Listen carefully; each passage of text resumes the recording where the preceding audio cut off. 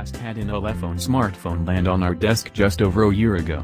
The original Armor, which is still on sale, made a good impression as it combined a great feature set with plenty of storage, a nice size, and decent value for money that made it a good candidate for the entry-level end of the spectrum. However, with the new Armor 2, Ulefone is challenging the other end of the market with a specification list that pitches it against the finest IP68-capable rugged smartphones, the Agium X2, Doogee S60, Blackview BV9000 Pro, and its variants, the Namu S30.